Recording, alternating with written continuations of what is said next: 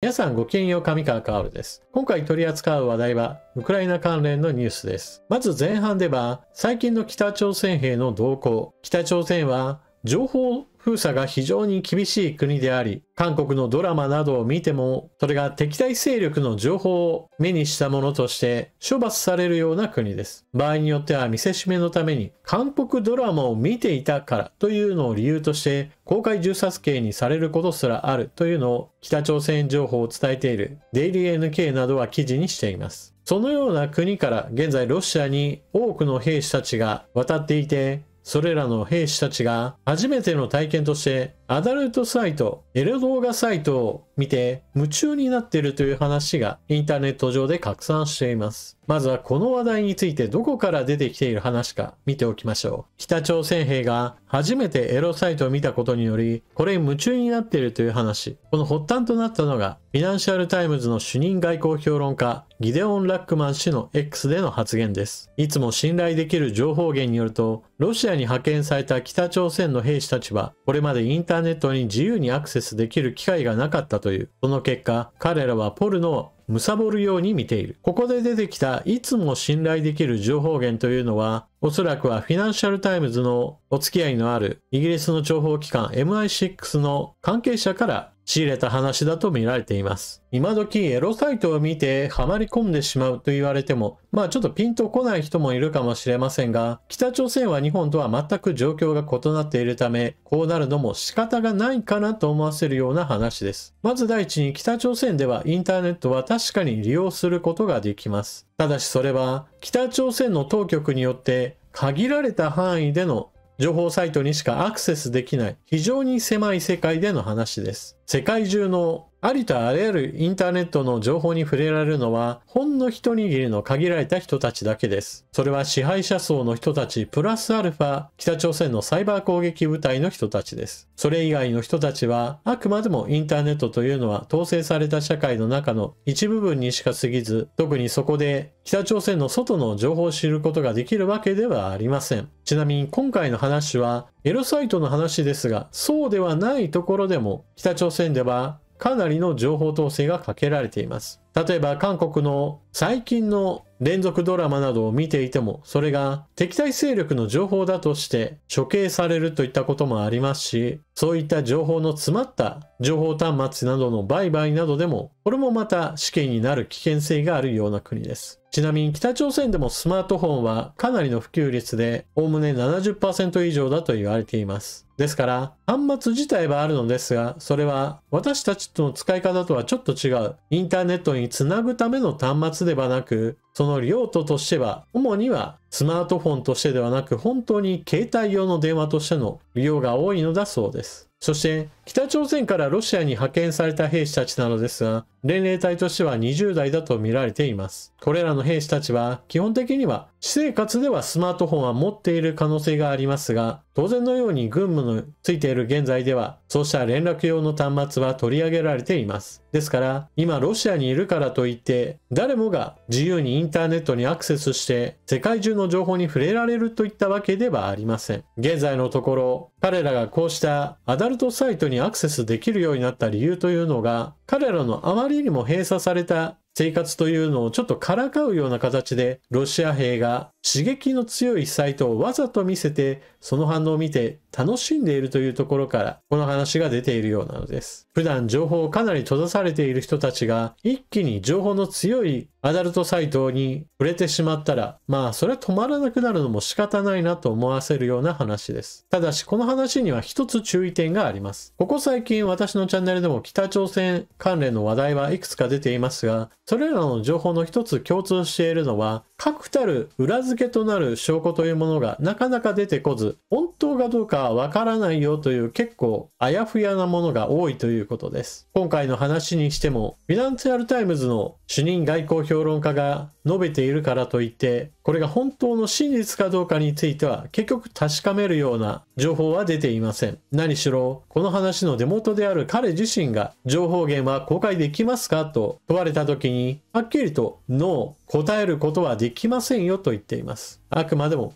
彼の明かすことのできない情報源から聞いた話にしか過ぎず、具体的な証拠映像などが公開できるわけではないのです。しかし、たとえ証拠が出なかったとしても、きっとそういったことも起こっているだろうなと思わせるような北朝鮮とロシアとの関係です。現在、北朝鮮兵はクルスク州で戦闘に参加しており、つい先日ゼレンスキー大統領やもしくはウクライナ軍の高官からも前線での戦闘で北朝鮮兵との交戦が確認されたという話が出ています。戦場であるクルスク州には住民が避難した後のロシア人の家などもたくさんあるでしょうから、それらの家で残された情報端末を通じて北朝鮮兵が自由なインターネットの世界で世界の真実を知るようなことも起こっているかもしれません。それをきっかけに亡命する人が出てくればなとでもちょっと思います。さて、続いてはアメリカ大統領選挙が終わり、次期大統領はトランプ氏になるということが確定しました。これに伴ってアメリカではトランプ氏の側近たちが考える停戦プランについての話が出ています。トランプ氏自身ははっきりとこうだという計画を示したことは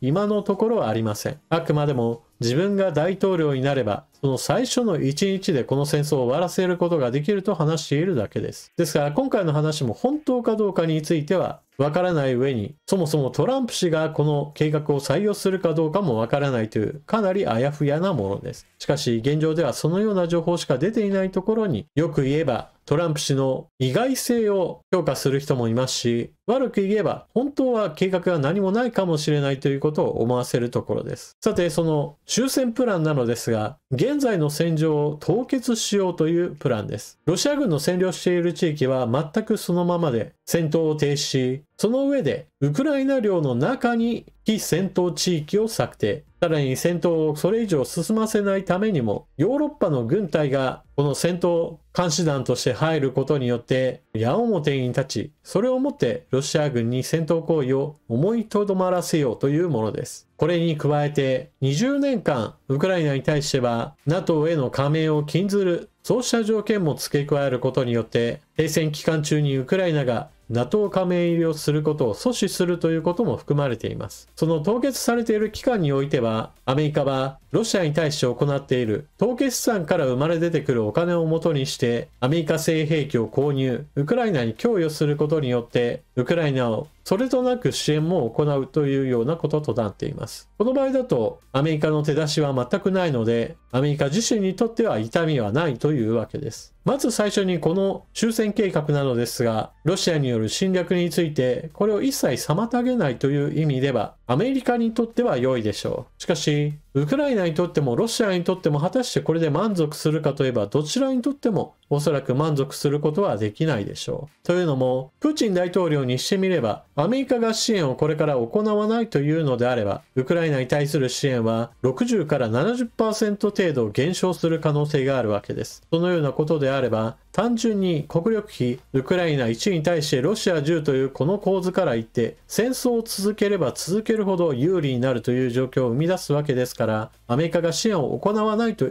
表明したまさにそれが戦争を続行すべきだという材料になり得るのです。一方においてウクライナについて言えば、アメリカが支援を打ち切るといえばこれは非常に将来に対する絶望的な状況を生み出すわけですから、アメリカに対する恨みを募らせつつも受け入れざるを得ないかもしれません。ただし先ほども言ったように、これをプーチン大統領が飲むとはちょっと思えないので、この終戦プランがもしもトランプ大統領自身の口から出てきた場合においては、プーチン大統領の独り勝ちみたいな状態になるわけです。さらにはこの条件をプーチン大統領がたとえ飲んだとしても、結局のところ国連常任理事国による他国の侵略を他の常任理事国が承認するような動きに出るわけですから、当然のようにこれは悪しき前例として歴史に刻まれます。同様にして中国が周辺国に対する侵略を行ってそれを占領した際にも同様の措置が取られるというのであれば、軍事侵略はやったもの勝ちであるといったことを宣言するようなものです。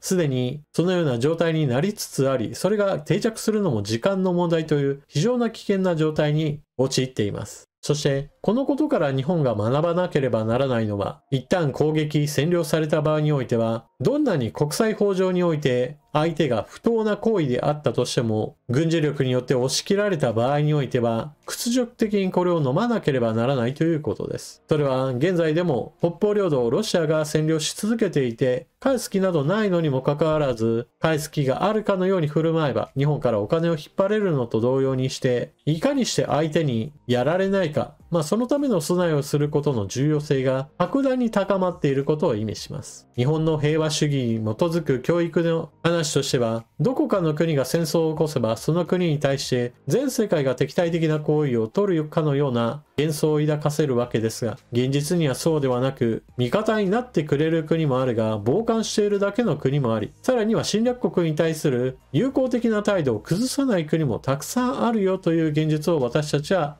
目にしています。それは何も日本が攻撃される側になった場合においてもおそらくはそうでしょう。ここから日本が学ぶべきことは、まず自分の国は自分である程度守れる体制をいかにして何かが起こる前に整えるかです。ウクライナの場合だと相手が国力10倍の相手ですから、どんなに備えをしていても現実には相手が攻撃したいと思って行動した時にそれを防ぐことは困難です。しかし、備えをしっかりとしているかいないかで少なくとも被害の減少といったことは見込めるわけで、日本にもこのことは言えます。備えをしていない状態で攻撃されるのか、それとも備えをしっかりした上でも相手が攻撃してくるのかでは、やはり結末は違ってくると私は思います。皆さんはこの話を聞かれてどのように思われたでしょうか。ぜひともコメントしていってください。それでは動画を最後までご視聴いただきありがとうございました。チャンネル登録していない方はぜひともこの機会にチャンネル登録よろしくお願いします。それでは次の動画でまたお目にかかりましょう。またね。